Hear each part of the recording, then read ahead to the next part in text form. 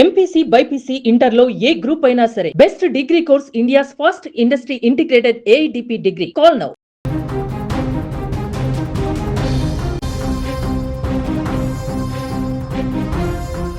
కోట్ల మంది విద్యార్థుల భవిష్యత్తును ప్రశ్నార్థకంలో పడేసిన 2024 నీట్ పేపర్ లీక్ కేసులో ఊహించని మలుపు చోటు చేసుకుంది. నాడు దేశవ్యాప్తంగా సంచలనం సృష్టించిన ఈ లీకేజీ స్కామ్లో కింగ్ పిన్ అని ప్రచారం పొందిన సంజీవ్ కుమార్ అలియాస్ సంజీవ్ ముఖియాకు సిబిఐ బిగ్ రిలీఫ్ ఇచ్చింది. నీట్ ప్రశ్నపత్రం చోరీ లేదా పంపిణీలో సంజీవ్ ముఖియా పాత్ర ఉన్నట్లు ఎలాంటి ఆధారాలు లభించలేదని సిబిఐ కోర్టుకు స్పష్టం చేసింది. అసలు 2024లో నీట్ చుట్టూ జరిగిన రచ్చ ఏంటి? బీహార్ పోలీసుల నుంచి సిబిఐ చేతికి వెళ్ళాక ఏం తేలింది? అసలు ఎవరి సంజీవ్ ముఖియా? ఈ వీడియోలో క్లియర్ కట్ గా తెలుసుకుందాం. కొంచెం వెనక్కి వెళ్తే 2024 మే 5న దేశవ్యాప్తంగా లక్షలాది మంది విద్యార్థులు నీట్ యూజీ పరీక్ష రాశారు. జూన్ 4న లోక్సభ ఎన్నికల ఫలితాల రోజే నేషనల్ టెస్టింగ్ ఏజెన్సీ నీట్ ఫలితాలను కూడా విడుదల చేసింది. కానీ ఆ ఫలితాలు చూసి దేశం షాక్ అయింది.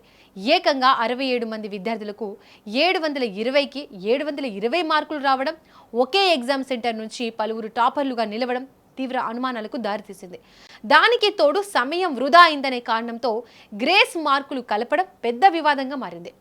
అదే సమయంలో బీహార్లో ప్రశ్నపత్రం ముందే లీక్ అయిందని, 30 నుంచి 50 లక్షలకు పేపర్లు అమ్ముకున్నారని వార్తలు వెలువడడంతో దేశవ్యాప్తంగా విద్యార్థులు, తల్లిదండ్రులు రోడ్లపైకి వచ్చారు. అయితే ఈ కేసును మొదట బీహార్లోని పాట్నా పోలీసులు మరియు ఎకనామిక్ అఫెన్సెస్ యూనిట్ విచారించాయి. పాట్నాలోని ఒక సేఫ్ హౌస్ లో పరీక్షకు ముందు రోజే విద్యార్థులకు ప్రశ్నపత్రం ఇచ్చి సమాధానాలు బట్టి పట్టించినట్లు పోలీసులు గుర్తించారు. ఈ నెట్వర్క్ వెనుక బీహార్కు చెందిన సాల్వర్ గ్యాంగ్ ప్రమేయం ఉందని భావించిన పోలీసులు గతంలో పలు పోటీ పరీక్షల పేపర్ లీకేజీల్లో నిందితుడుగా ఉన్న సంజీవ్ కుమార్ అలియాస్ సంజీవ్ ముఖియా అనే దీనికి కూడా మాస్టర్ మైండ్ అని అనుమానించారు. ప్రైమా ఫేసీ ఆధారంగా బీహార్ పోలీసులు నమోదు చేసిన ఎఫ్ఐఆర్లో సంజీవ్ ముఖియా పేరును చేర్చారు. ఆ క్షణం నుంచి జాతీయ మీడియాలో సంజీవ్ ముఖియా పేరు మార్మోగిపోయింది. ఇంతకీ ఎవరి సంజీవ్ ముఖియా అనేది తెలుసుకుంటే, బీహార్లోని నలంద జిల్లాకు చెందిన సంజీవ్ ముఖియా ఒకప్పుడు హార్టికల్చర్ కాలేజీలో టెక్నికల్ అసిస్టెంట్గా పనిచేసేవాడు. 1990ల కాలంలో దేశవ్యాప్తంగా పేపర్ లీకేజీలకు కేర్ ఆఫ్ అడ్రస్గా నిలిచిన నాటి వివాదాస్పద శక్తుల ప్రమేయంతో ఈ రంగంలోకి అడుగుపెట్టాడని ఆరోపణలు ఉన్నాయి.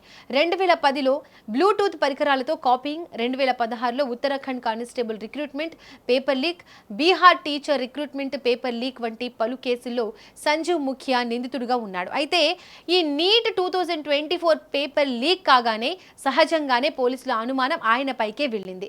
అయితే దేశవ్యాప్త నిరసనలు, సుప్రీంకోర్టు జోక్యంతో కేంద్ర ప్రభుత్వం 2024 జూన్లో ఈ కేసును సిబిఐకి అప్పగించింది.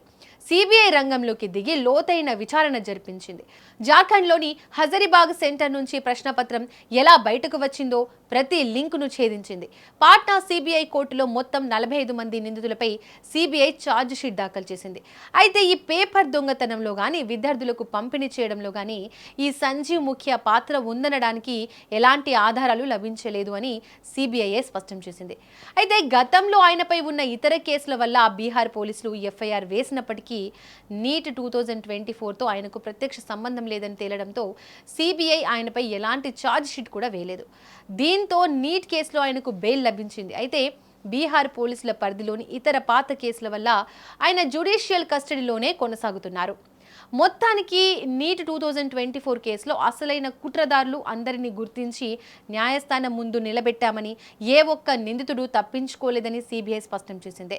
ఒకప్పుడు దేశాన్నే ఊపేసిన కేసులో ప్రధాన సూత్రధారి అని భావించిన వ్యక్తికి క్లీన్ చిట్ రావడం ఇప్పుడు మళ్ళీ హాట్ టాపిక్గా మారింది.